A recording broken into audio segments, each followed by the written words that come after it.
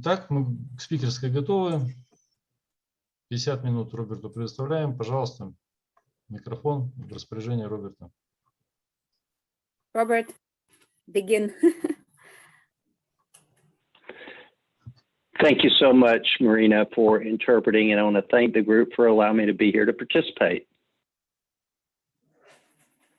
Спасибо большое за ты. Знаете, я очень рад быть на этой группе. Спасибо вам большое, что позвали. And my name's Robert, and I'm an alcoholic. Меня зовут Роберт, и я алкоголик. And I believe I'm a member in good standing of Alcoholics Anonymous, and it's for the following reasons. Я надеюсь, что я здесь не просто так в анонимных алкоголиках. У меня есть на то причины, и у вас есть это понимание. I have a sponsor. His name is Pat M. Спонсор, и его зовут Пэт М. I have a sobriety date, April 10, 2001. И дата моей трезвости 10 апреля 2010 года. Yes, April 10, 2001. So I've been sober 20 years. И я уже трезвый практически 20 лет. I'm a member of a home group, and I'm active in my home group and attend on a regular basis. У меня есть домашняя группа, и на домашней группе я не просто так, я принимаю там активное участие. И делаю это на постоянной основе. I've taken the 12 steps of Alcoholics Anonymous. Я прошел 12 шагов анонимных алкоголиков. And I try and carry this message to other alcoholics and help them achieve sobriety. И я стараюсь нести эту весть другим алкоголикам, которые все еще страдают, чтобы помочь им обрести трезвость тоже. And that makes me a member in good standing, but I'm not an authority or an expert on Alcoholics Anonymous. И это помогает мне обрести почву под ногами, но это не делает меня экспертом в анонимных алкоголиков. Я не супер эксперт в этом. But I'm an example of what happens to an alcoholic of my type that shows up and gets the help that's available at Alcoholics Anonymous. Но посмотрите, я являюсь примером того, что может произойти с алкоголиком, который попадает в анонимные алкоголики и следует по этому пути. And so today I'm going to talk on a topic, a vision for you, which is from one of the last chapters of the basic text in the big book of Alcoholics Anonymous. И сегодня я хотела поговорить о такой теме, как «Заглянем в ваше будущее». Глава 11, последняя глава в книге «Анонимные алкоголики». And I'm going to talk about the text very generally, but then I'm going to apply it to my alcoholism and my recovery from drinking actively. Я буду говорить в общем про эту главу, не так, чтобы мы будем ее читать, просто в общем. Но я также затрону тему, как я начинал, как я пришел, что было, что произошло, что стало. So the real essence of this chapter in the big book is it raises the question, what happens when we stop drinking and we leave our friends that are drinking? What are we going to do now? А в этой главе мне очень нравится, здесь затрагивается такой вопрос. Ну ладно, бросили мы бухать, дальше-то чего? То есть мы бросили друзей, которые тоже пили с нами. И вот мы без алкоголя, и что делать дальше? Where will we find fellowship with other people? What will we do with all the free time on our hands? Делать-то чего с этим, которое образовалось, со свободным временем? И что делать, когда, с людьми, как отношения-то вообще строить? What substitute does Alcoholics Anonymous have for the way of life that I had when I was drinking? What am I going to do now? И что теперь делать? Could you repeat the first maybe 7 words because I couldn't hear? What substitute does Alcoholics Anonymous have as a way of my days of drinking? Да, чем можно заменить? Потому что очень важно найти замену тому, что было, найти замену алкоголю. Чем заменить алкоголь в трезвости? And what the chapter in the big book and what the big book in general offers is a way of life that's useful and purposeful. Вот что предлагает книга анонимных алкоголиков. Жизнь в таком формате, чтобы я стал полезным другим людям. То есть основанная на том, чтобы жизнь основанная на том, чтобы быть полезным другим. Вот что может заменить. Because we have a common problem and a common solution, we can be uniquely useful to other people who suffer from alcoholism. Потому что у нас есть общая проблема, но также есть и общее решение. И это решение состоит в том, чтобы быть полезными другим людям, которые пытаются справиться с проблемой алкоголизма. And in this chapter, the authors of the big book show how a fellowship of recovering alcoholics developed about them as they shared the message of recovery. В этой книге как раз и объясняется уникальный способ, в котором алкоголики, объединяясь, находят общий путь, по которому они идут и могут быть полезными другим алкоголикам, то есть могут привлечь на этот путь других. It speaks of how these recovered alcoholics work in harmonious action with brotherly love, trying to seek out the next alcoholic to help them. Удивительно, просто удивительно, как другие алкоголики, они с братской какой-то любовью, с нежностью подходят к другим алкоголикам и ведут их за собой, помогают им. Yes, there's a common path, common objectives, there's a common purpose, and we have a primary purpose to carry the message to the suffering alcoholic. И удивительно, что у нас есть общий путь, общее решение, общая проблема. И вообще есть основная цель, да, анонимных алкоголиков, это нести эту весть другим. And so we try and get others on the path with us so they can solve their problems with alcohol and start solving the other problems in their life. И удивительная вещь еще в том, что мы берем за руку другого алкоголика, приводим его на этот путь, чтобы он шел по нему. И тоже мог протянуть руку другому алкоголику, чтобы тот тоже присоединился к нему на этом широком пути.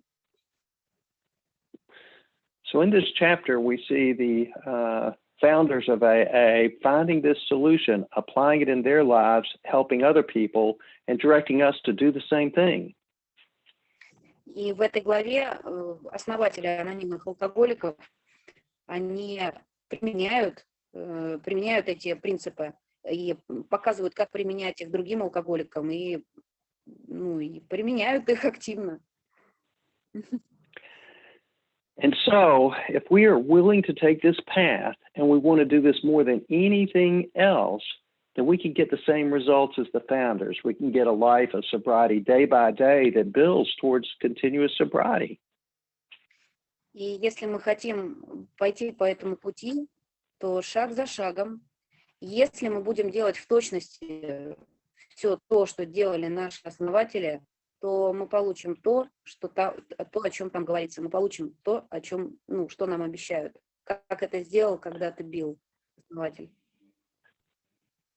So the results are really miraculous, and here's why.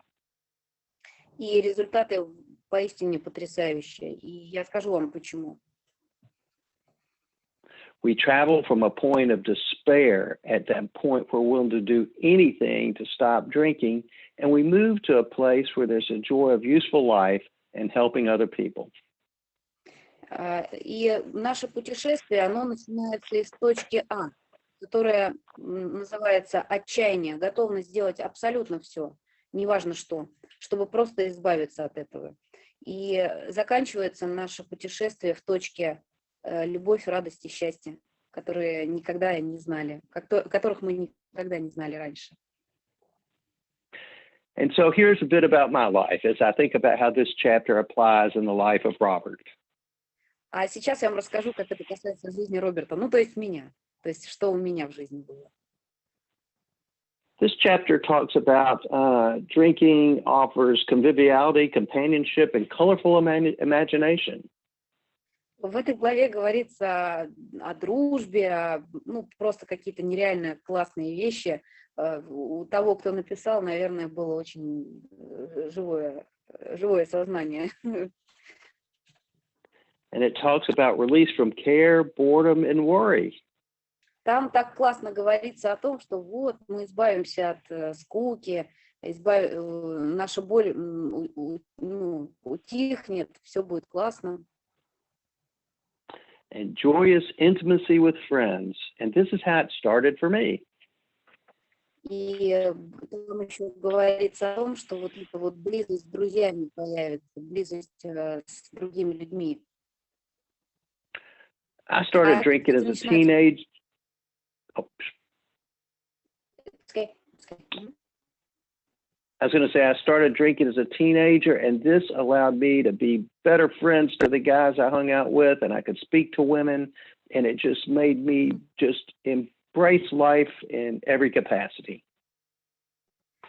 Я начал лет 14, когда был тинейджером, и вы знаете, это было круто, потому что у меня появилась какая-то такая магическая близость с друзьями, то есть я прям мог обнять всех этих людей. А еще знаете, что классно? Я с женщинами наконец-то мог разговаривать нормально. And I don't think I was born an alcoholic, but when I started drinking, it seems like my alcoholism was about to be born. Знаете, я вам такую вещь скажу. Не похоже, что я родился алкоголиком, но когда я попробовал, я вдруг понял, что, возможно, я был рожден для этого. And so I had troubles in my teen years, in my 20s, in my 30s, and I got sober in my 40s. И проблемы продолжались. Они продолжались 15 лет, 20 лет, 30 лет. И пришел я только в 40 лет в анонимные алкоголики. So let me tell you about how I got sober in April of 2001.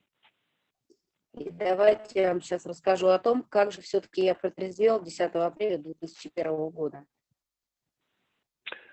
I was in an alcohol detox unit, and it was one where they allowed meetings of Alcoholics Anonymous come to share the message of recovery. И там анонимные алкоголики, они ходили по палатам и несли эту весть другим. And in this medical facility, the group that came in read off the title page of the big book of Alcoholics Anonymous.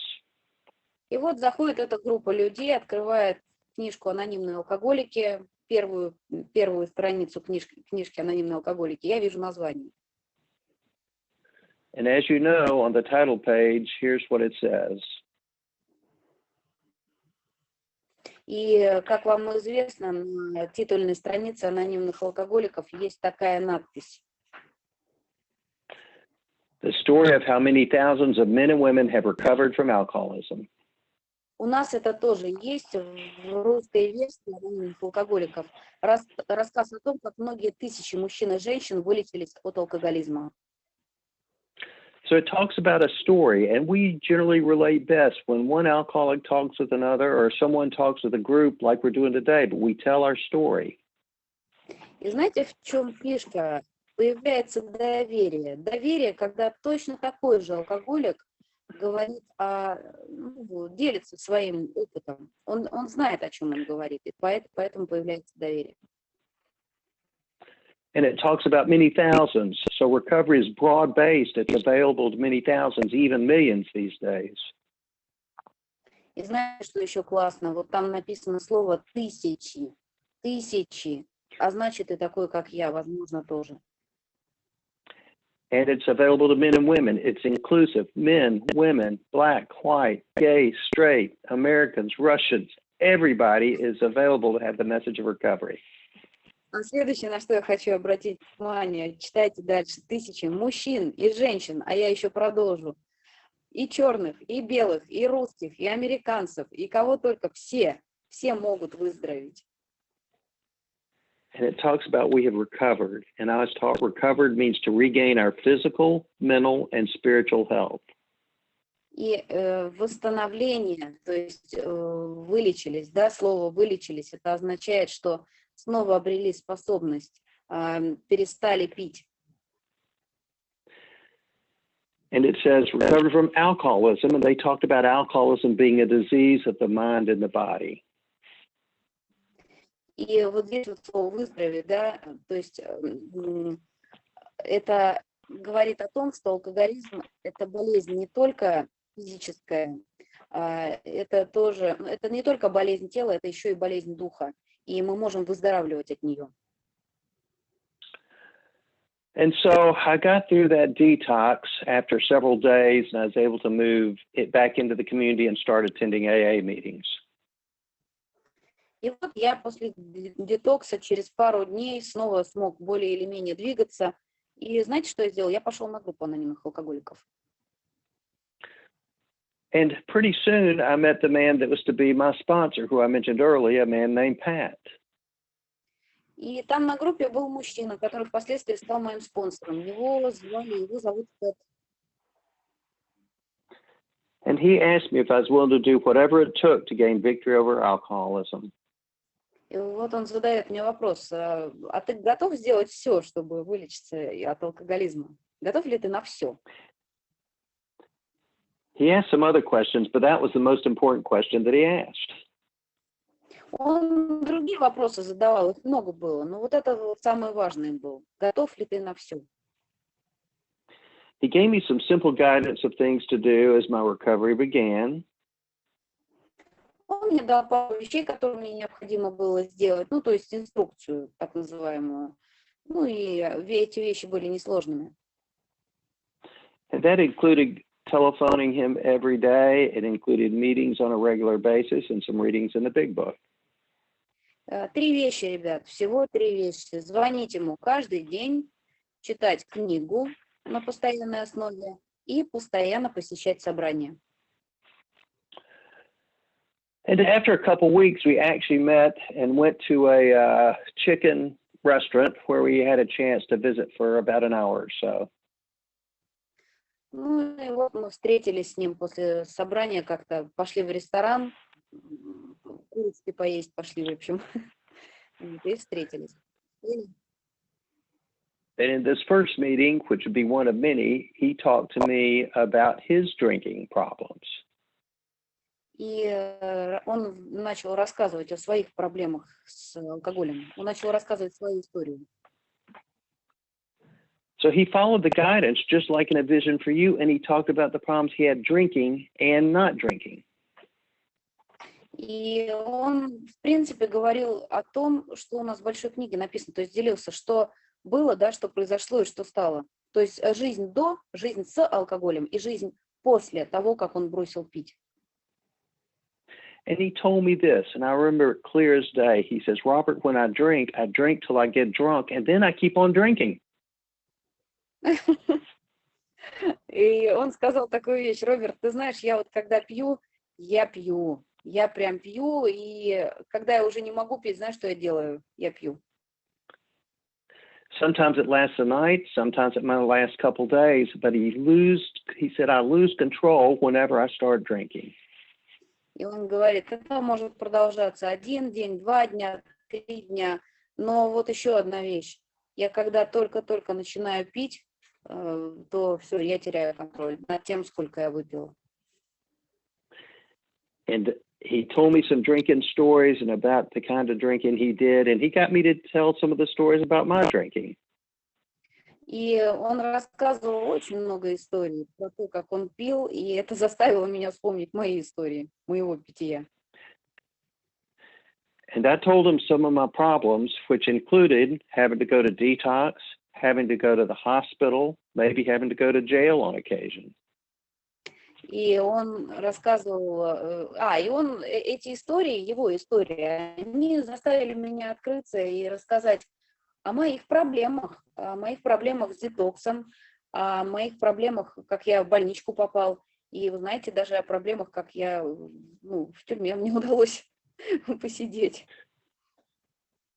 Then he asked a question. He says, Robert, if you drink so much you go to the hospital or to the detox or to jail, why do you start drinking again? He asked that question.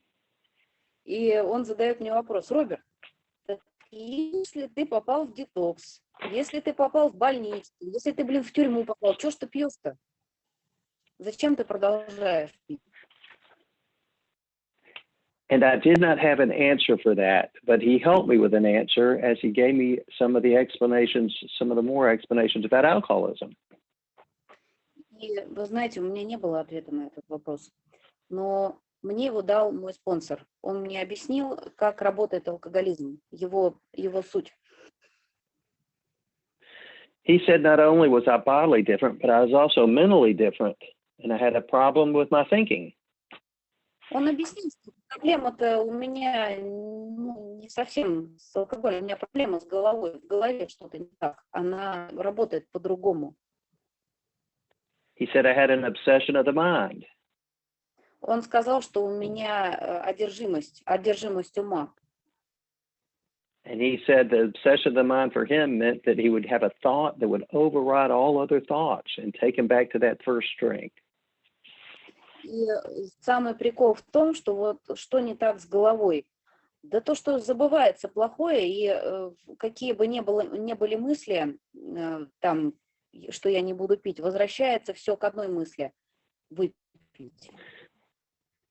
And so he talked about the things that we learn in the big book, but through his own personal drinking experiences.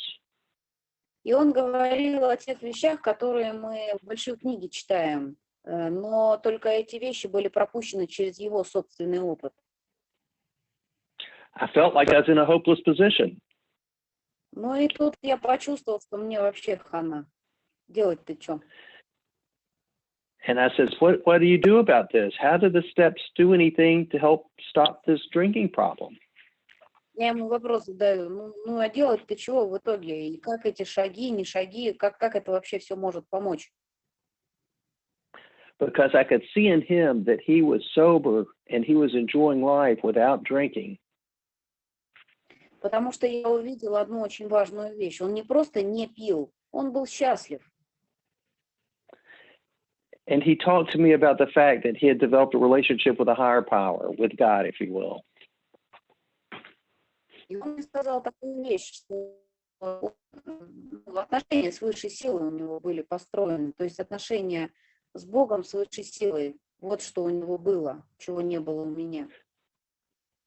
And because of that relationship with a higher power, it relieved the obsession to take the first drink.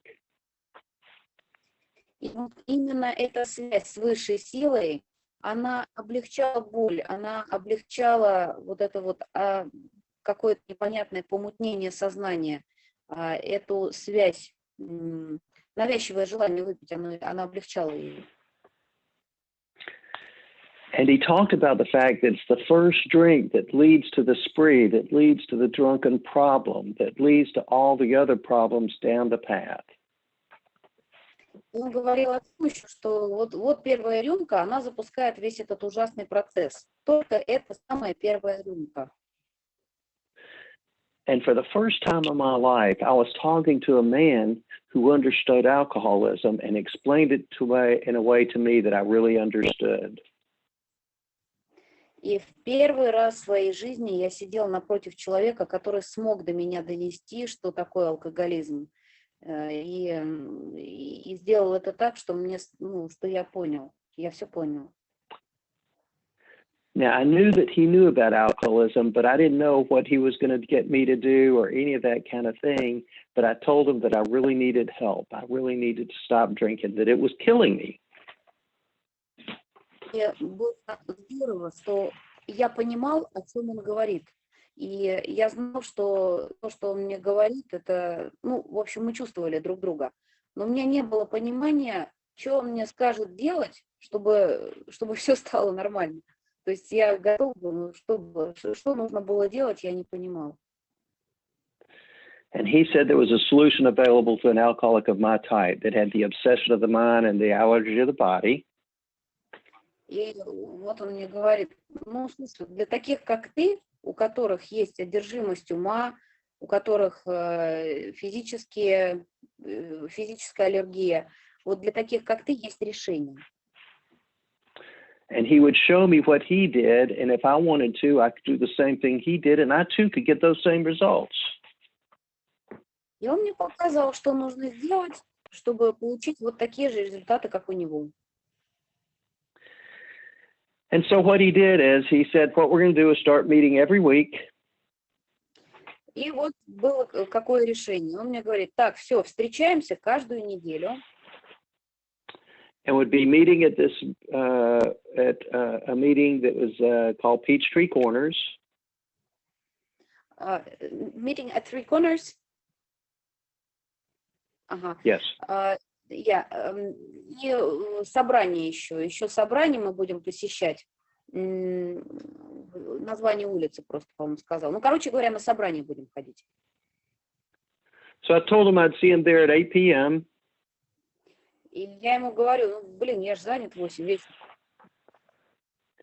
And he said, no, meet me at 7 p.m. Он говорит, нет, ты не понял, в 6 будем встречаться. And I said, but the meeting's at 8. Why are we going to meet at 7? Ну, так, говорит, я же говорю, ну, собрание-то позже, а что это мы раньше-то будем с тобой встречаться, зачем? And he said we were going to do some service work and set up the meeting, but then we were going to study the big book of Alcoholics Anonymous. Он говорит, вот теперь сейчас объясню. Говорит, сначала нужно послужить, подготовить все к собранию, а потом мы с тобой будем читать большую книгу. And so I started meeting him there every Friday night at 7 p.m. before the 8 p.m. meeting. И вот мы начали с ним встречаться каждую пятницу в 7 вечера. Мы с ним виделись, все подготавливали к собранию, которое начиналось в 8 вечера. And we not only set up the meeting and studied the big book, but here's something that was really important we did as well. И мы также читали большую книгу, но было еще кое-что очень-очень важное. He introduced me to the other sober members of Alcoholics Anonymous. Он меня познакомил с другими членами анонимных алкоголиков, с членами группы. And all of a sudden, I was developing that fellowship that it talks about in A Vision for You. И вот тогда у меня начало расти, так что называется, братство вокруг меня начало расти. То, о чем говорится в главе «Заглянем в ваше будущее». То есть люди вокруг меня стали мне близки. And it did not take that long, but in about maybe 8 weeks, we went through the big book of Alcoholics Anonymous, and I took the 12 steps as designed and detailed in the big book. И вы знаете, много времени-то не понадобилось. Всего 8 недель мы прочитали большую книгу и сделали 12 шагов, как они описаны в большой книге. And I'm not going to talk about all the steps because that's really important, but it's not relevant to the topic that we're addressing today. But it's vital if you want to stay sober. Окей. И о всех шагах я говорить не буду. Не, понятно, что это очень важно, это реально очень важно. Но я про все шаги говорить не буду. But I can tell you, when we got to the end of the chapter Into Action, Я просто вам скажу, что когда мы подошли к главе действия, программа в действии, когда мы подошли к главе программы в действии, там было кое-что очень важное. at that point, you have taken steps 1 through 11. Вот с этой точки зрения, когда вы делаете шаги с 1 по 11, And Pat told me that now it was time for me to start praying to find someone I could help in Alcoholics Anonymous. и Пэт мне говорит, ну вот теперь пришло время, пришло время молиться и быть полезными кому-то в анонимных алкоголиках. Теперь пришло такое время. And I was only about 4 months sober at this point, and I felt it was a bit premature for me to be considering sponsoring people. И вы знаете, что вот классно, да, я с 1 по 11, у меня было 4 месяца несчастных трезвости, и спонсор говорит, ну теперь спонсировал. But he knew what he was talking about, and I did not. Но он знал, о чем он говорит, а я нет, поэтому пришлось слушать. And he said what step 12 says. Step 12 says, having had a spiritual awakening as a result of these steps. И в 12-м шаге Вот мы с вами с 1 про 11 сейчас говорили, да, а в 12 написано, достигнув духовного пробуждения, к которому привели эти шаги. And that means taking steps 1 through 11. А это вот как раз и означает пройти шаги с 1 по 11. В английском варианте слово taking, не просто пройти, а принять шаги с 1 по 11. It says then step 12 continues and says we try to carry this message to other alcoholics. И вторая часть 12 шага, достигнув духовного пробуждения, к которому привели эти шаги, мы старались донести смысл наших идей до других алкоголиков. And practice these principles in all our affairs. И применять эти принципы во всех наших делах. And he pointed out to me some of the things that came up in a vision for you. И он прям выделил для меня некоторые вещи, которые у нас есть в главе «Заглянем в ваше будущее». That when our founder, Bill Wilson, was in Akron, Ohio, he was only about 6 months sober in May when he met Dr. Bob.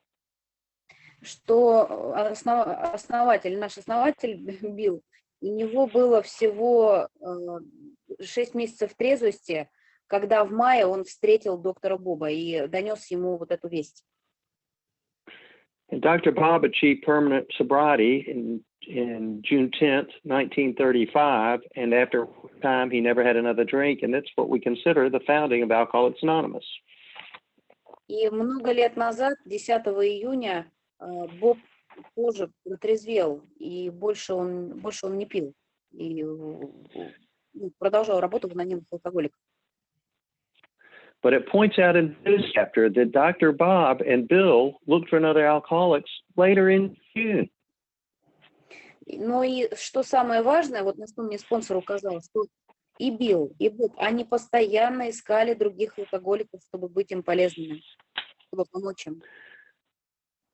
So Dr. Bob and Bill Wilson, they found Alcoholic AA number 3 in June of 1935, and AA was on the way. И они нашли других алкоголиков, которые присоединились к нашему движению АА как раз в июне 35-го. Вот-вот сейчас зародится наше движение анонимных алкоголиков. Как раз тогда это произошло, 3-го нашли. So back to my story, since Pat had told me to pray for someone I could help, I started including that in my morning prayers. И Пэт мне говорит, ну, теперь тебе нужно быть полезным другим алкоголикам.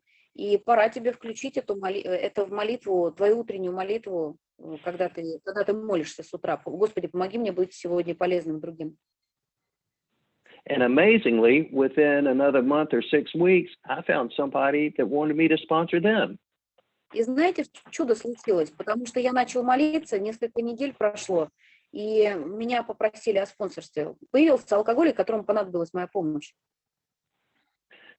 And I was not certain what to do, so I called my sponsor, Pat, and said, Pat, what do I do to sponsor this new man in Alcoholics Anonymous? И я в шоке немножко был, потому что я вообще понятия не имел, что делать. Я звоню Пэту, говорю, Пэт, блин, что делать? Что делать? This is an idiom, but it says, you do not have to reinvent the wheel. Do the same thing with him that I did with you. И это такая идиома, ну, в общем, я попытаюсь объяснить. Короче, если к тебе подходит алкоголик и просит о помощи, анонимный в смысле, просто тупо делай то, что с тобой делал твой спонсор. So I asked him to call me every day to start praying on his knees. И поэтому я сделал так, как мне сказали. Я ему тоже сказал, так, теперь встречаемся каждую неделю, и еще вставай на колени и делай молитву, потому что так делал я, так мне сказал спонсор. And in the morning, he could pray to ask God to help him not drink and relieve him of the obsession. And at night, thank God for helping him stay sober. С утра я сказал ему, тебе нужно просить Бога, чтобы он облегчил вот это сумасшествие, вот это ненавязчивое желание выпить. А вечером, еще проси о том, чтобы остаться сегодня трезвым. Вечером благодари за то, что ты сегодня остался трезвым.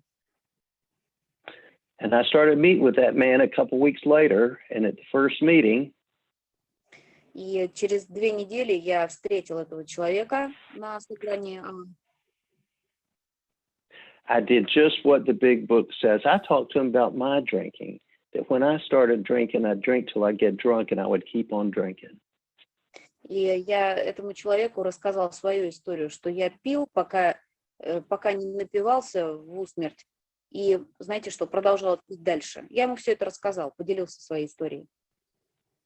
And faced with all sorts of problems and all sorts of consequences like hospitalization and going to jail.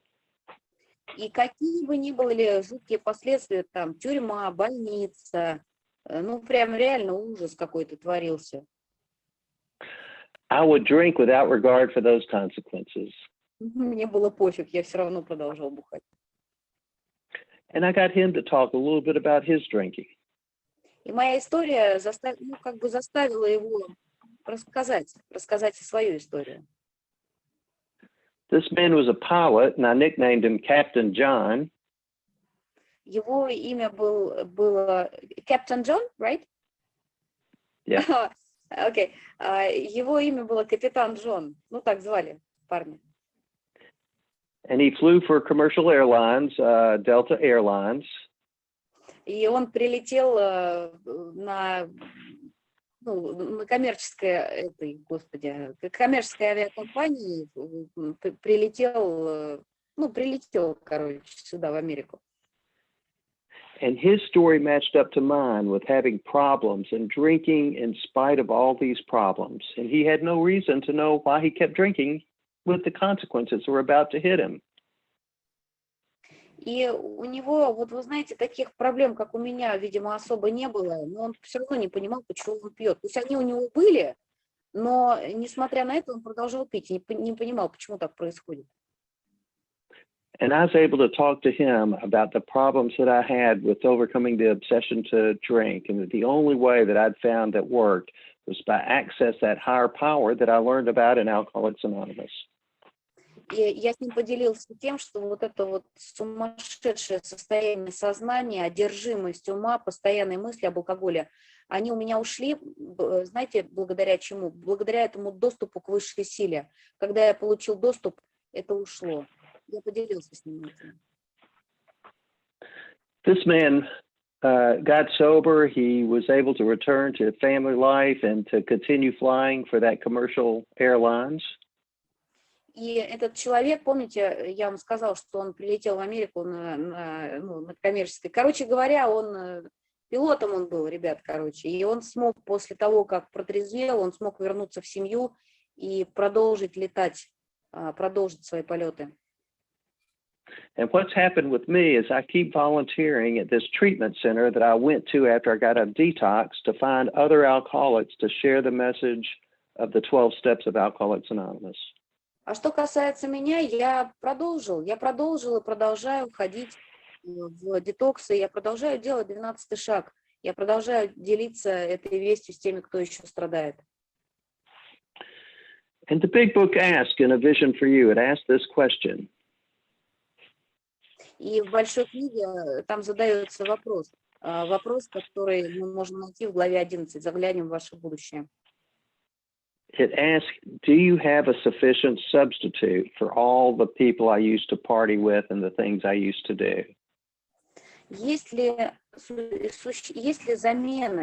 Существует ли какая-либо замена тому образу жизни, который я вел раньше? Существует ли какая-либо замена? And the answer that the big book offers is yes, there is a substitute, and is vastly more than that. И вот страница в большой книге, совсем большой книге, это 148-я. Можете ли вы предложить равноценную замену? Да, такая замена есть, и это намного больше, чем просто замена. Это наше братство. And it says that the substitute is a fellowship in Alcoholics Anonymous. Да, это наше братство в анонимных алкоголиках. And it says there you will find release from care, boredom, and worry. Там вы сможете освободиться от забот, скуки и беспокойства. Your imagination will be fired. Ваше воображение снова пробудится. It says life will mean something at last. Жизнь наконец-то обретет смысл. It says the most satisfactory years of your existence lie ahead. Перед вами лежат лучшие годы вашей жизни. And I have found that to be true. И я на собственном опыте убедился, что это действительно так. Let me tell you, though, that does not mean that life has always been easy these 20 years. И я вам сразу хочу сказать, что вот эти вот 20 лет жизни, она не была такой уж прям легкой. I've faced the challenges of life that can come to anyone, whether you're alcoholic or not. И я сталкивалась с трудностями, которые я преодолевал.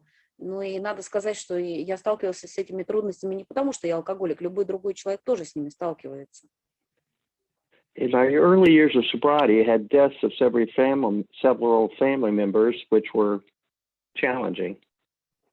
И в самом начале трезвости я столкнулся со смертью своих родных, и это было действительно очень тяжело для меня.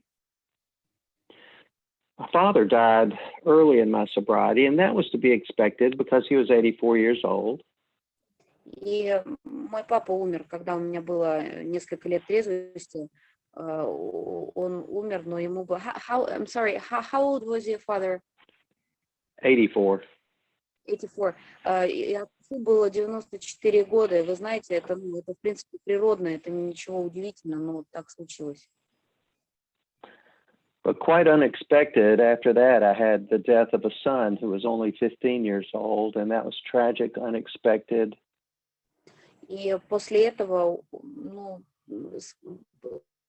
умирает мой сын, ему было 15 лет, а вот это уже было совсем неожиданно. Это была ужасная трагедия. But let me tell you what I did the day my son died. Но позвольте я вам расскажу, что я сделала в тот день, когда мой сын умер. When I awoke that day, I considered the 24 hours ahead. I'm sorry, could you repeat it, please? I'm going to talk about step 11, but I said when I awoke, I considered the 24 hours to come. Когда я проснулся, я подумала о предстоящих 24 часах, которые мне предстоит прожить. And I asked God to direct my thinking. Я попросил Бога направить мое мышление. To be divorced from self-pity, dishonest, and self-seeking motives. Избавить меня от жалости к себе, бесчестных поступков и корыстолюбия. I rolled out of bed and got on my knees and asked God to help me stay sober. Я помолился, потом снова встал на колени и попросил: Боже, помоги мне сегодня остаться трезвым. I asked him to relieve me the obsession to drink. Я попросил его: пожалуйста, избавь меня от навязчивых мыслей об алкоголе. And then I did the third step prayer, just the way it's written in the big book of Alcoholics Anonymous. Затем я помолился молитвой третьего шага, в точности так, как она описана в большой книге. And I went downstairs, had a cup of coffee, and did some of my devotional readings. И я спустился вниз, заварил себе кофе и почитал немного нашей литературы. But later that morning, it was discovered that my son was tragically dead. И немного позднее, этим же утром, я узнал, что мой сын трагически. But I had talked with some men that I sponsored that morning. И я говорил с человеком, который был с моим подспонсором, разговаривал. I had prepared for the day by asking God for help. Я приготовился к дню, и я попросил Бога о помощи. And I stayed sober that day. И в тот день я остался трезвым. But let me tell you what else happened is I called my sponsor, Pat. Ну и позвольте, я еще вам кое-что скажу, что случилось, когда я спонсору позвонил, Пэту. And he came right over to the house to provide fellowship and comfort at this time of tragedy and sadness. Когда он узнал об этой трагедии, об этой печальной, грустной трагедии, он приехал. Он приехал, чтобы поддержать меня, оказать поддержку и помощь. And we're standing in the kitchen looking out the front window. Мы стояли на кухне, смотрели в окно. And I looked out the window and saw my friend Matt, and I saw my buddy Art. И вот мы стоим в окно, смотрим, я вижу Мэтта и еще одного друга. These were men that I had sponsored, Это были люди, у которых я был спонсором. and before I knew it, there was many people in Alcoholics Anonymous at our home providing comfort and fellowship at this troubling and challenging time in my life. И множество людей приходили ко мне, ну, приходили в мой дом, и они были содружеством. And you know, I've had other challenging things happen as well, in that I had the loss of a brother. И вот много вещей разных случалось в моей жизни, но у меня всегда была вот эта вот братская поддержка. My brother Scott died of alcoholism, cirrhosis of the liver, as a matter of fact. И если, ну так вот у меня случилось, что брат умер от алкоголизма у него, ну с печенью, в общем, он трагически погиб. And you know, I stayed sober the day that he died as well, and he had been in the hospital for a while. But these are challenging things that you can deal with in a sober fashion if you're active in Alcoholics Anonymous. И я был в тот день в больнице, я остался трезвым в тот день, когда его не стало.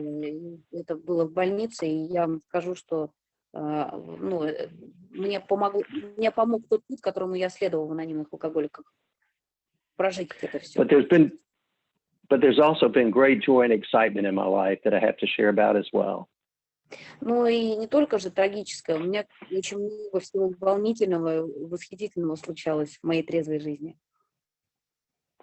You know, the big book says the most satisfactory of your years lie ahead, and that's true.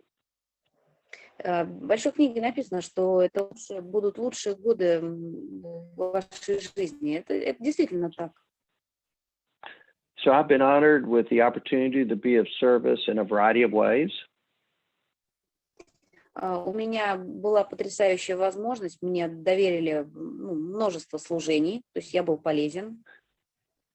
Some of it has been participating in a large conference here in Atlanta, Georgia. И одна из них была участие в конференции, которая проходила в штате Джорджия. And served on the committee that ran the conference. И served the committee. What was the service? Served on the committee or the group that ran the conference. Ага, служил в комитете, в общем, служил. And was the chairman of that committee for the last 2 years that I was on the group that ran the conference. И председателем тоже был председателем на группе, на конференции. In 2015, the International Convention of Alcoholics Anonymous came to Atlanta. В 2015 году Международный комитет, было у них собрание в Атланте. And I was asked to be on the host committee for that international convention, and it was a great honor and a great pleasure to be of service to alcoholics from around the world. Я вел собрание на этой конференции. Это было потрясающе. Быть полезным алкоголиком, можно сказать, по всему миру. Это было круто. But the greatest pleasure I believe I get is when I get to work with an alcoholic one-on-one, taking the 12 steps to a new man so that he too can recover from alcoholism. Ну, я вам честно скажу, что больше всего, конечно, что меня заряжает, лучшее служение, которое только можно придумать, это 12-й шаг. Когда я один на один с алкоголиком, я рассказываю ему, делюсь своей историей и могу ему помочь встать на этот путь выздоровления. You know, it's really even been a pleasure to sponsor people during this pandemic when I had to actually meet people on Zoom rather than face-to-face. И знаете, что удивительно? Мне даже вот в пандемию, мне нравилось делать 12-й шаг. Да, это было по Zoom, но это не было как-то, это было круто, короче. Хотя я не... So I met some people from my hometown here in Atlanta. И здесь я встретил множество людей из моего родного города, здесь, в Атланте. And I also met people from other cities, mainly from around the U.S., that I had a chance to sponsor. И встретил множество других людей, не только в этом штате, а из других городов, которых, кстати говоря, я спонсировал. And for the most part, the way that I've sponsored people during the pandemic has been the same way that I'm sponsored people prior to the pandemic. И ключ успеха состоит в том, чтобы нести эту весть, ну, то есть вот во время пандемии, да, я делал все так же, как, ну, под спонсорным делился таким же опытом, которым я делился в обычное время. То есть я говорил то, что мне сказал мой спонсор. And I asked them, are you willing to do whatever it takes to gain victory over alcoholism? Я точно так же задавал вопрос, готов ли ты сделать все, чтобы избавиться от алкоголизма. And I let them know if they're willing to do whatever it takes, then they can also recover just like I have and like many thousands and millions of others have. И я делился тем же опытом, который помог тысячам мужчин и женщин избавиться от алкоголизма. Тем же опытом делился, что и большой. And I found the same levels of success. There's the people who don't do it, and there's the people that do, and the ones that do the recovery program, they too have gotten sober. И есть люди, которые делают, есть люди, которые не делают, есть люди, которые, ну, просто почему-то остаются трезвыми. You know, I'm getting near the end of the talk. I can continue talking and talk about the steps. Marina, about how much longer do you think you'll want me to talk? Okay, I will ask our host. Сергей, сколько времени осталось? Роберт спрашивает, он хочет еще немножко про шаги поговорить или про вопросы? Да, мы можем продолжить, добавим минут 15, потому что с переводом затягивается время, добавляем. Yeah, sure. We can add 15 minutes, so you can continue and share about the steps if you have. Well, let me continue a little bit more then. So the key thing that I let people know about step one is that I'm powerless over alcohol. И вот вещь, которую я хочу поделиться по первому шагу. Я бессилен перед алкоголем. That on my own, once I start drinking, I can't seem to stop. Если я один, я начинаю пить, остановиться я не могу. And whenever I stop for whatever reason, because I go to jail, I go to detox, I started every time in my life from a teenager till my early 40s. И остановить меня может только такая вещь, как больница, тюрьма. И каждый раз повторялось одно и то же с моих ранних, ну, с того времени, как я начал пить, с тех времен, как я был тинейджером. Я пил, и сам я никогда не останавливался. And I need some power greater than me to overcome the obsession to take the first drink. Needed a higher power. И чтобы остановиться, мне нужна сила, превышающая мои собственные силы. Высшая сила, которая поможет мне избавиться от навязчивых мыслей и, ну, которая меня остановит. And in chapter 4, we agnostics, the question is asked, do you believe, or are you willing to believe in a power greater than yourself? И в главе «Как быть агностиком» у нас там вопрос задается, готов ли я поверить, верю ли я в то, что, ну, готов ли я поверить в силу более могущественную, чем мы сами. And when faced with that question, I said yes, and I was told that I was on my way, just like the big book says. И я ответил да, и, ну, я уже ответил да, я был на пути, о котором как раз и говорится в анонимных алкоголиках. And you know, with the added prayer, step 2 had been taken. It was time to move towards step 3. И молитва, это был как мостик к третьему шагу. And so we continued through the big book till we got to the area around step 3 and did the third step prayer, which goes like this. И вот мы подошли к третьему шагу, и там была молитва, которую вот в моем случае я произносил, я делал вот так. The prayer says, God, I offer myself to thee. Боже, я перепоручаю весь себя тебе, To build with me and do with me as thou wilt. чтобы создавать и творить при моем участии, Relieve me of the bondage of self. как тебе угодно. Избавь меня от пут себялюбия, That I may better do thy will. чтобы я лучше мог выполнять твою волю. Take away my difficulties. Забери то, что тяготит меня, That victory over them may bear witness to those I might help. чтобы забери то, что тяготит меня, чтобы эта победа стала свидетельством для тех, кому я хотел помочь. Of thy power, thy love, and thy way of life. Полагаясь на силу твою любовь и понимание предначертанного тобой пути. May I do thy will always. Да исполнится воля твоя. Да исполню я волю твою отныне и во веки веков. On finishing the third step, I was immediately given directions for the fourth step. И завершая третий шаг, мы получаем инструкции к четвертому шагу программы выздоровления. And the guidance was that we had to find the things in our lives that were blocking us from God. У нас есть инструкция по избавлению от вещей, которые блокируют нас, блокируют нашу связь с высшей силой, пережимают ее. And I found this in a multi-part inventory. И я обнаружил эти вещи. Я их реально обнаружил в инвентаризации. Моральной инвентаризации. Of resentments, fears, and sexual harms.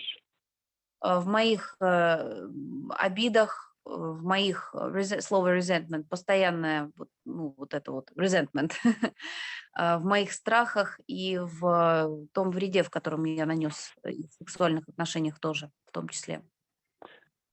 And I use that multi-column inventory process to write it all down just the way it's described in the big book. Я использовала эту большую колонку, чтобы обнаружить эти вещи, которые описаны в большой книге. Upon finishing the fourth step, I set an appointment with my sponsor, Pat, to share my fourth step with him in the form of a fifth step. И я попросил Пэта о том, чтобы он смог послушать меня, чтобы я мог поделиться с ним своим четвертым шагом в формате пятого шага. Признали перед Богом, собой и каким-либо другим человеком истинную природу наших заблуждений. And of course, step 5 says we admit to God, to ourselves, and another human being the exact nature of our wrongs. Вот, так как звучит пятый шаг. Признали перед Богом, собой, каким-либо другим человеком истинную природу наших заблуждений. Угу. Upon finishing that, I took an hour to see if I'd left anything out. После того, как я рассказал Пэту все, что у меня было, мне был дан час на то, чтобы подумать, осознать, и, может быть, я что-то скрыл или не рассказал. And really in the same setting after the fifth step in the hour, we went on to steps 6, 7, and 8. И после часа, который прошел, мы приступили к шестому и седьмому шагу программы выздоровления. There were many character defects were identified when I did my fourth and fifth step, but we had to identify were these things objectionable to me. И мы обнаружили, что, я увидел множество дефектов, которые объективно я ими реально обладал. И в шестом-седьмом шагах я эти дефекты, я их увидел, я их выписал. And if they were objectionable, was I entirely ready to and willing to have God remove those defects of character? Robert, could you rephrase it? I'm afraid to be wrong with the interpreting. Your defects were objective, right? What does it mean? Objectionable, it means bothersome to me. It means I don't want to keep living that way. I see. So, и в шестом-седьмом шагах мои дефекты, они были, вот это слово, которое Роберт говорит, это означает, они мне самому наносили ущерб, мне было хреново с ними жить. И поэтому я так сильно хотела от них избавиться. And so once I determined they were objectionable and it was time to ask God to remove those defects of character, I did the 7-step prayer. И когда я все-таки признал, что да, эти дефекты, мне от них больно, это 6-й шаг, вот эта готовность, это про то, что да, мне самого от себя больно от моих дефектов. И когда я это признал, я приступил к 7-му шагу, к молитве 7-го шага. It goes like this. Звучит оно так. My Creator, I'm now willing that you should have all of me, good and bad. Мой Создатель, я хочу, чтобы ты принял меня со всем, что во мне есть, и хорошим, и плохим. I pray now that you remove from me Я молюсь сейчас о том, чтобы ты избавил меня, вытащил из меня every single defect of character which stands in the way of my usefulness to you and my fellows. каждый ненужный, каждый дефект характера, который мешает мне быть полезным для тебя и для других.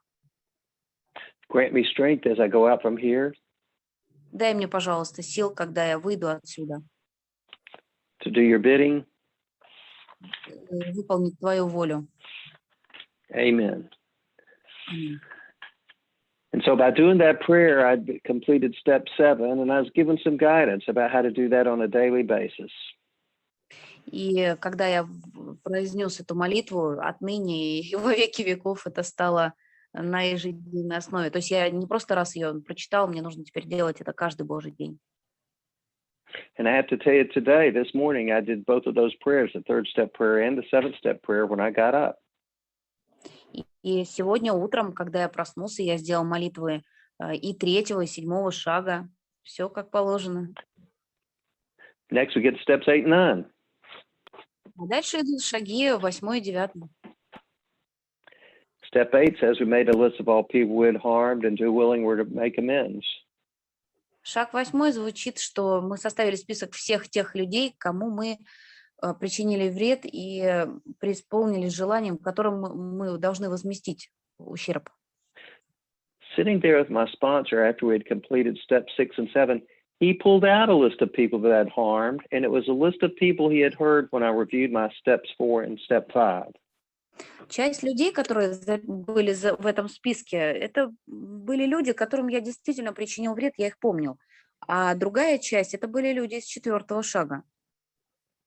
The book actually says around step 8, it says we made the list when we took inventory.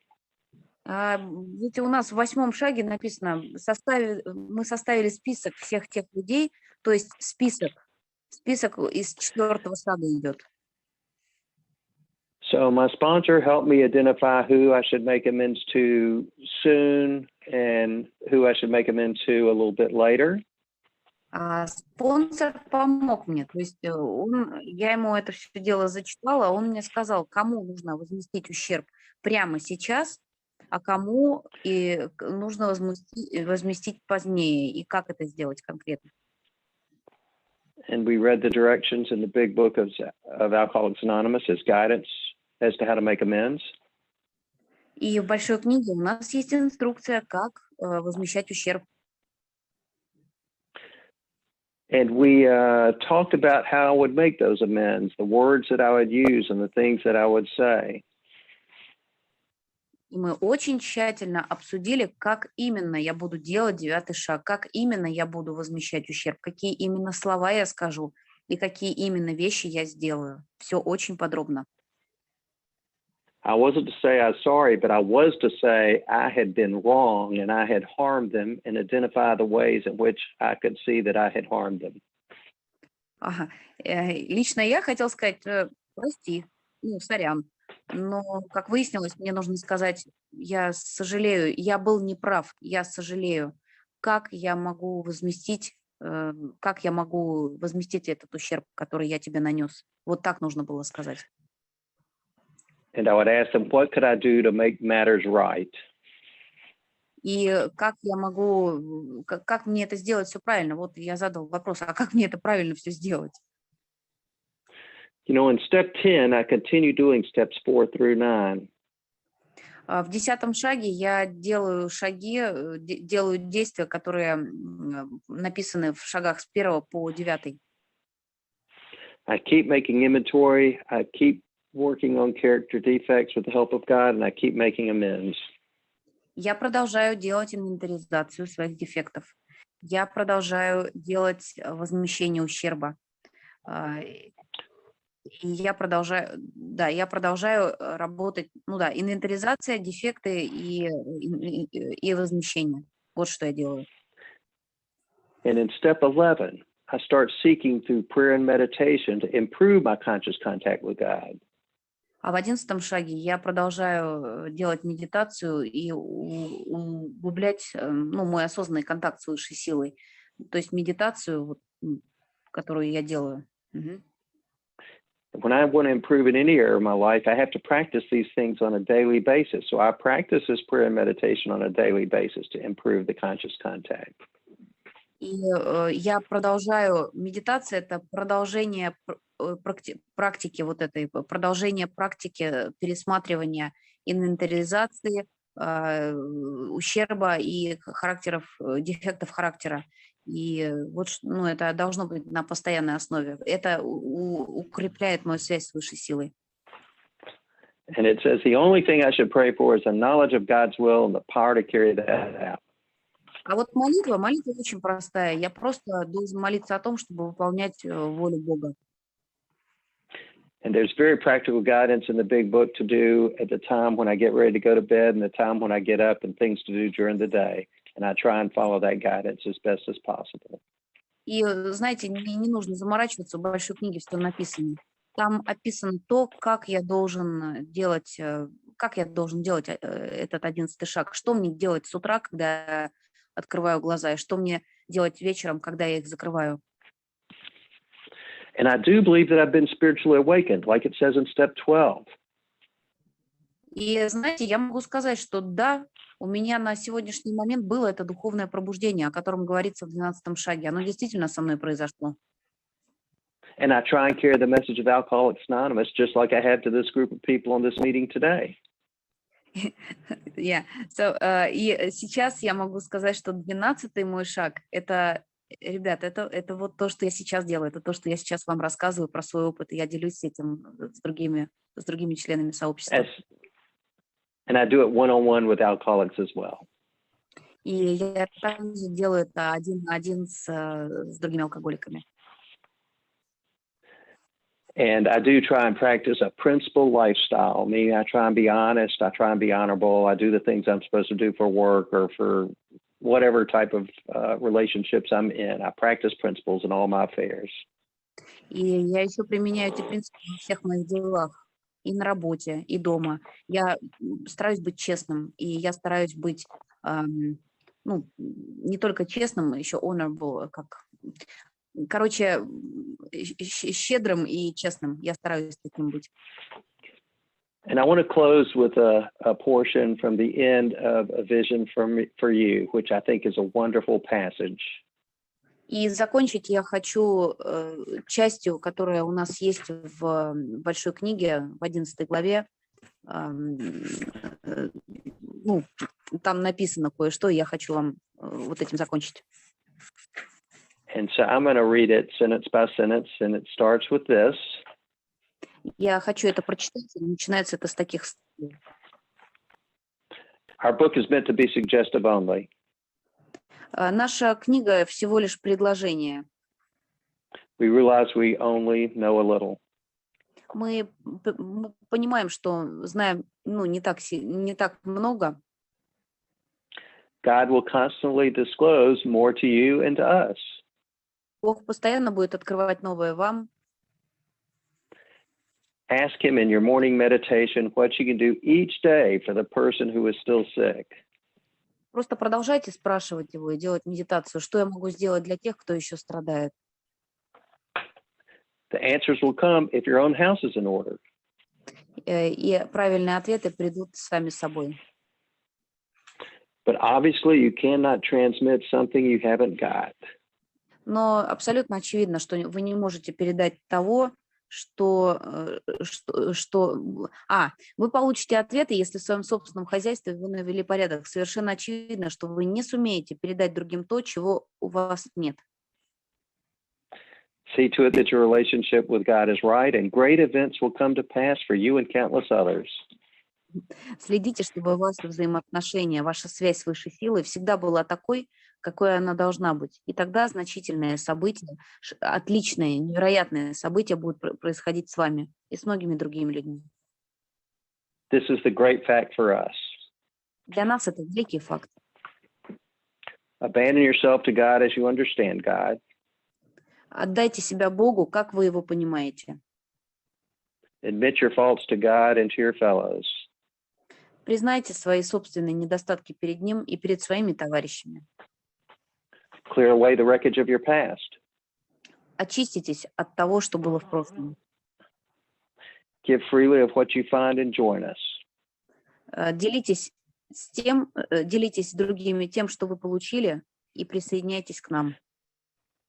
We shall be with you in the fellowship of the Spirit, and you will surely meet some of us as you trudge the road of happy destiny. Мы будем с вами, объединенные духовным братством, и вы, конечно, встретите многих из нас на нашем общем нелегком пути к счастью. May God bless you and keep you until then. Благословит вас Господь и да хранит вас ныне и присно. And I want to say I'm grateful to be a sober member of Alcoholics Anonymous, and I appreciate the opportunity to be with this group of people. Thank you very much. И я хочу вам сказать огромное спасибо. Очень круто, что я являюсь членом сообщества анонимных алкоголиков. И большое спасибо вам за эту группу, за возможность поделиться с тем, что я имею сейчас. Спасибо. Thank you, Robert. Thanks. Thank you. Спасибо вам всем. Спасибо, Роберт, за выступление. Спасибо от всех участников нашей группы. У нас есть в чате вопросы. Готов ли Роберт на них ответить? Every member of our group is so thankful for you, Robert, to you. So we have dozens of questions. Are you ready to answer? Микрофон. Oh, sure. I was on mute. Да, конечно. Сори, я просто был звук выключил. Вопрос, Наталья Б. задает вопрос. В 10 шаге говорится, что на определенном уровне мы стали осознавать Бога, у нас начало вырабатываться это жизненно важное шестое чувство. Как Роберт понимает, что это шестое чувство у него присутствует, и что для него означает осознавать Бога? Natalia, she asks you, Robert, about the 10th step. It says that on some special level, we began to feel God, to feel His present here. And we have this sixth sense, this vital sixth sense. What is vital sixth sense for you, and how do you understand, how do you feel God? I mean, this presence of God in your life. I think the great miracle of Alcoholics Anonymous Я думаю, что великое чудо анонимных алкоголиков, and we find it after we take step 10, и мы это понимаем, мы это начинаем чувствовать, сделав 10-й шаг. it's all of a sudden we aren't even thinking about drinking anymore. Что мы просто перестаем думать о том, чтобы нажраться. It says we're seldom interested in liquor. Мы больше не одержимы выпивкой. Выпивка перестала быть чем-то особенным для нас. And concerning liquor, it says we're not fighting it, nor are we avoiding temptation. И там еще есть такая штука, говорится в 10-м шаге, что мы перестали бояться ее как огня. Она перестала быть чем-то особенным, она стала вот как бы вне нашей зоны ответственности. And it points out that we get that blessing, if you will, that promise, so long as we keep in fit spiritual condition. И там еще говорится о том, что когда мы в хорошей духовной форме, вот это все, вот эта неприязнь алкоголя, что он является не проблемой для нас, а как бы вне зоны действия наших проблем. Вот если мы в хорошей духовной форме, все это продолжает с нами происходить, то есть это не меняется. And because life has become easier, because I don't have an obsession to drink alcohol. И вот с тех пор, как жизнь перестала быть такой сложной, с тех пор, как у меня ушло это навязчивая идея выпить, постоянная навязчивая идея выпить. Have a great awareness of and access to God on a day-by-day and hour-by-hour basis. И я получил вот эту связь с Богом час за часом, день за днем, постоянно. Я просто ее получил. And I don't know that there's any other way that I know about God except I can acknowledge him just because I'm aware of him in my life today and he's given me freedom to embrace life. И я чувствую Бога, знаете как, не так, чтобы я прям чувствую, что он здесь где-то рядом сидит, а я чувствую это через мое отношение к жизни, что я обнять эту жизнь хочу, я хочу обнять людей, жизнь и мир вокруг меня. Вот оно ощущение Бога. So I think that's the answer there. И я думаю, что вот это и есть ответ. Спасибо. Thank Спасибо. you. Спасибо. Так, у нас следующий вопрос Настя задает. Подскажи, пожалуйста, освободился ли ты от обид на людей из списка 4-го шага? Покинула ли злоба твое сердце? Долго ли ты молился молитвой злого человека по 4-ке? И расскажи, пожалуйста, как ты работал по страхам в 4-м шаге и избавился ли ты от них? And the next question is from Anastasia. She says, Robert, thank you for your experience. Can you tell me more? Did you get rid of all your resentments from the 4th step? And has this feeling of resentment has left your heart? So how long have you been praying this prayer? God, please. I mean, we have a prayer on the 4th step. So when we are resentful about some person, we pray for him. So how long have you been doing this prayer, and how do you work on the fears? And have you get rid of the fears in 4th step? So many questions. Right. So I'll talk about resentments first and fears. But the resentment prayer, the resentments that I had 20 years ago have largely gone away, but I get new ones. So let me tell you what I do about them. Ну, давайте я тогда начну со злобы, да, со злобы в сердце, от обид. Избавился, которые были 20 лет назад, избавился. Ну, вот те, что сейчас, сейчас расскажу, в общем.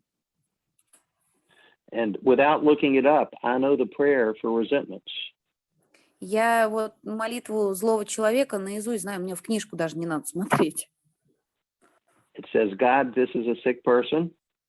В молитве говорится, Господи, это больной человек. Help me show them same pity, tolerance, and patience. Дай мне, пожалуйста, так, Боже, это больной человек, как там, в общем, избавь меня от злобы на этого человека. That I would cheerfully grant a sick friend. Помоги мне относиться к нему так, как я бы относился к больному другу.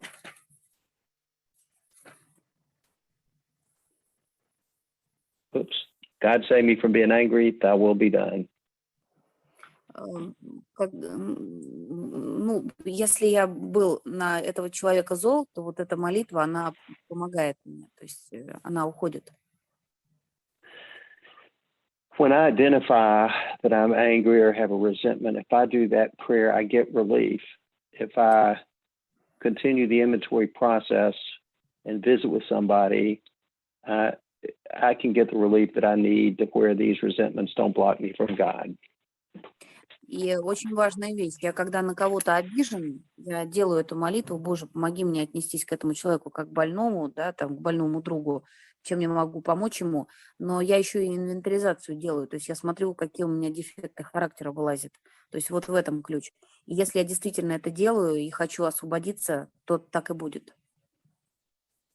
And the book talks about resentment, but it applies to fears, but it says these things block us from the sunlight of the Spirit. И по поводу страхов, вот обиды блокируют меня от Бога, да, а страхи, они прям пережимают эту связь с Богом. And when I'm really mad at somebody, I'm really scared of something.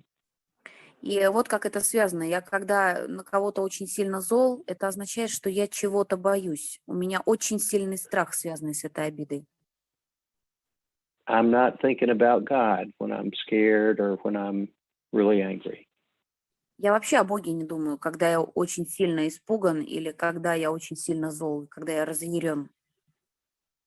And if I don't address these, the insanity of alcohol will come and I'll take that first drink and then it's all over. И когда я перестаю это понимать, я погружаюсь в свою злобу, в свой страх, в свою ярость, то все, мне пипец. И одержимость ума, она берет верх, и я ничего не могу сделать. And so when I identify fear, I do the fear prayer, which says, God, please remove this fear and direct me to what you would have me be. И когда я узнаю этот страх, когда я понимаю мой страх, я молюсь, Боже, помоги мне избавиться от страха и сосредоточить свое внимание на том, каким мне, согласно Твоей воле, надлежит быть. Не делать, быть. And typically, I believe God wants me to have courage, to be courageous in the face of a fearful situation.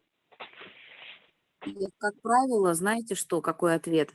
Бог хочет меня видеть отважным в ситуации, когда мне страшно. То есть делать, как бы, несмотря на страх. So by practicing the prayers that were given, I think we can address these things when they come up, and I learn to address them sooner rather than later, is what's happened as time has gone by. И лучше, знаете, лучше позже узнать, осознать эти страхи, чем не осознать их вообще.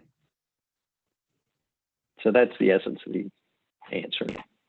Я надеюсь, что это я ответила на вопрос. Спасибо. Спасибо. Так, следующий вопрос у нас хочет Мила задать лично. Я включаю микрофончик. Мила, пожалуйста.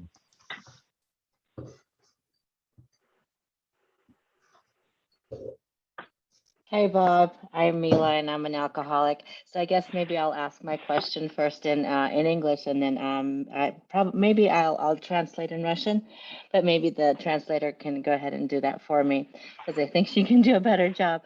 Bob, first of all, I want to thank you for honestly, I loved your share. Everything that came out of your mouth was amazing. I mean, you 12-stepped us like there was no tomorrow. I mean, amazing. So really, thank you so much. I heard so many incredible things. I've been in the program for a while, and just the things that you shared with us were just truly amazing. The fact that you chose the topic of a vision for you was just in itself amazing. So, and I don't know if some of the people around here, they kind of are not really used to hearing that, because and the meetings that I go to, the American meetings, most meetings are closed with the vision prayer, not prayer. Yeah, the last two paragraphs in the chapter, last two paragraphs, and it's amazing after a meeting how to close like that. You just get a full reminder of what the big book really talks about. So thank you so much for reminding us that. And you answered every single question I had through the previous question. So I don't really have any questions. I just wanted to thank you again so much from the bottom of my heart. You're amazing, and thank you for carrying the message the way you do. Thank you.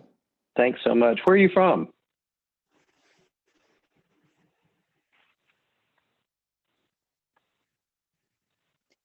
Ну, в общем, Мила благодарит, я вмешаюсь, Мила благодарит очень сильно Роберта, и знаете, там еще одна вещь была, Роберт говорил про 12-й шаг, и там есть то, что я, наверное, не смогла перевести.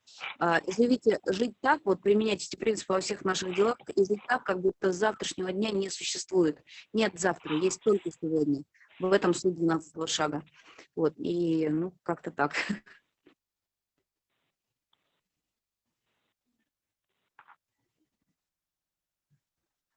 So next question from Alexandra.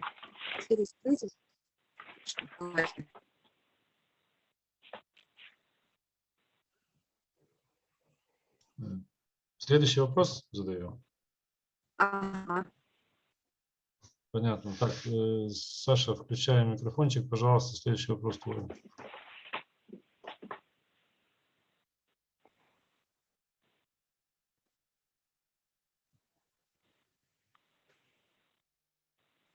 Привет, Роберт. Я Саша, алкоголик.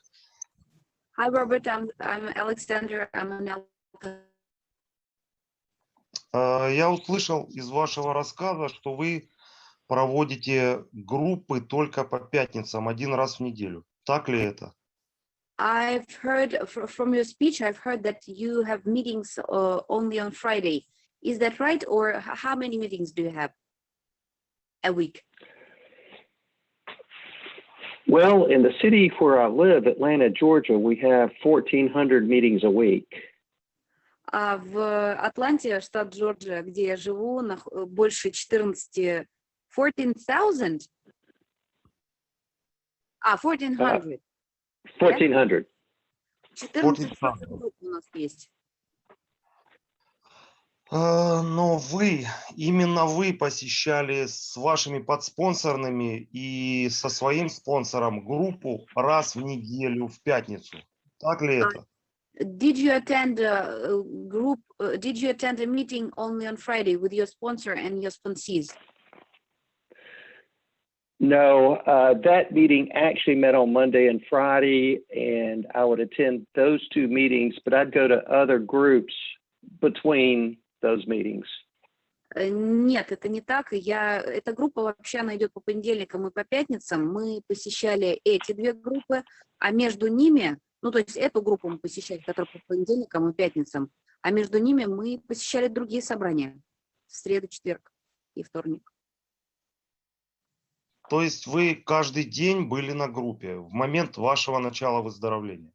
So I want to ask, have you, when you began to be sober, did you attend every day, every day a meeting?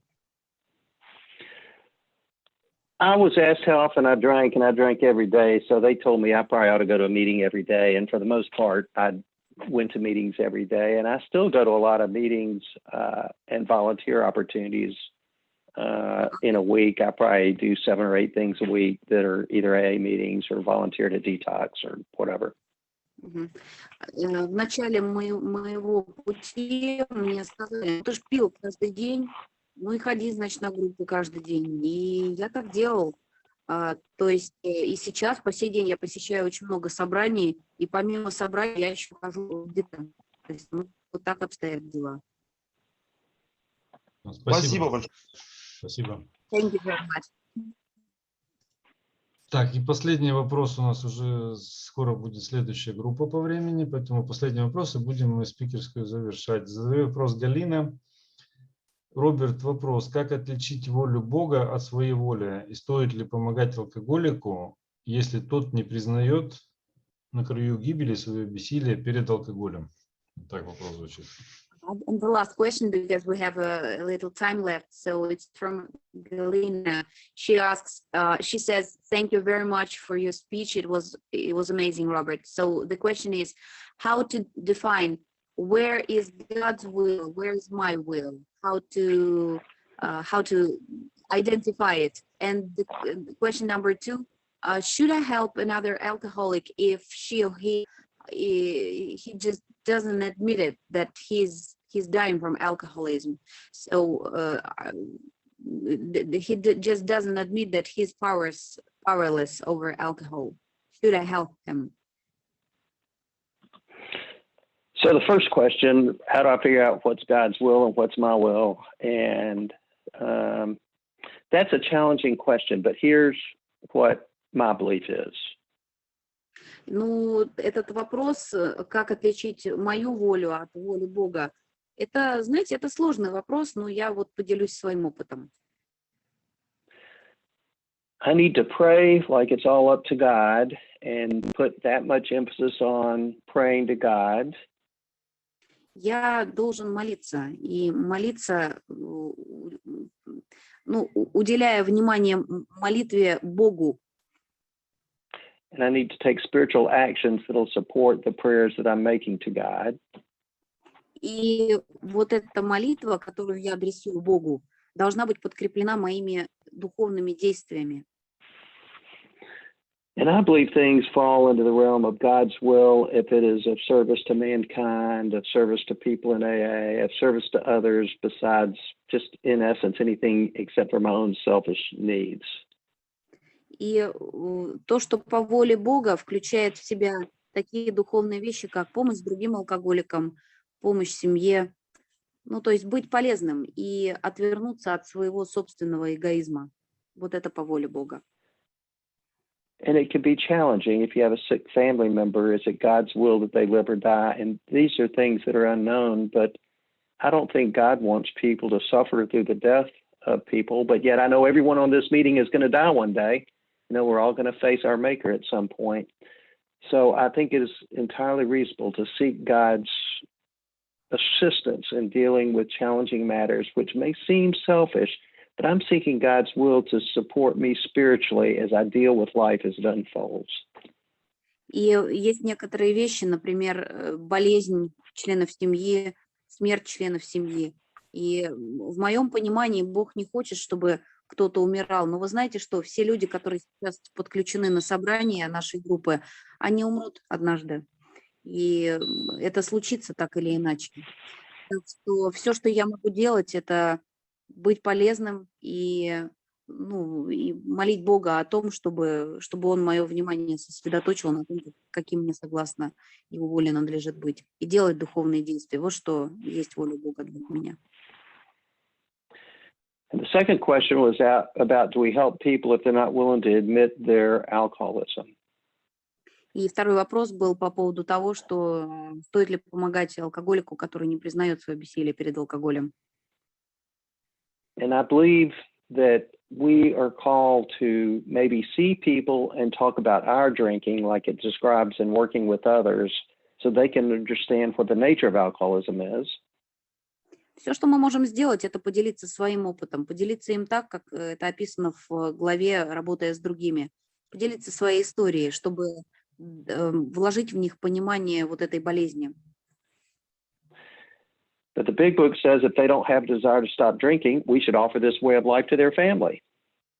И в большой книге говорится и об этом тоже, что если у нас есть такие люди, которые, ну, не хотят они бросать пить, нормально у них все, тогда мы должны быть полезным своей семье. Вот где мы должны быть полезны.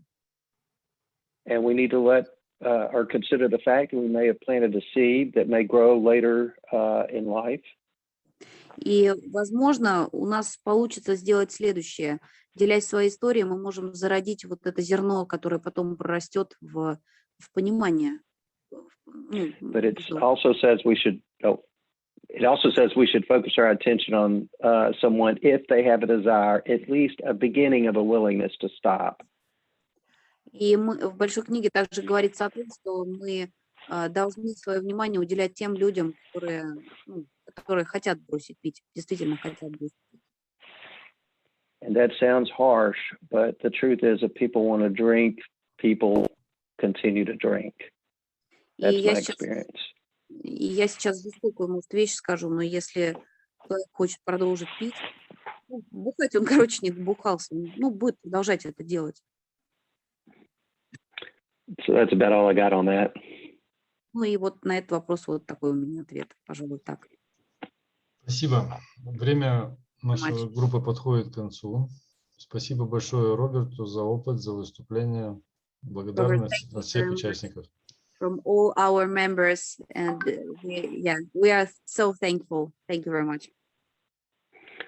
Well, Anastasia here in Atlanta asked me to speak. I was really honored that I could do it and be with people from Russia again. And I wish everybody a great evening. And we'll hope that we meet again in the fellowship of the Spirit, as it was in that part that I read. И, знаете, я хотела вам спасибо огромное сказать за эту группу, за возможность быть здесь и присоединиться к этому сообществу духа и быть с своими анонимными алкоголиками из России. Я надеюсь, что мы скоро увидимся еще раз. Спасибо. Спасибо.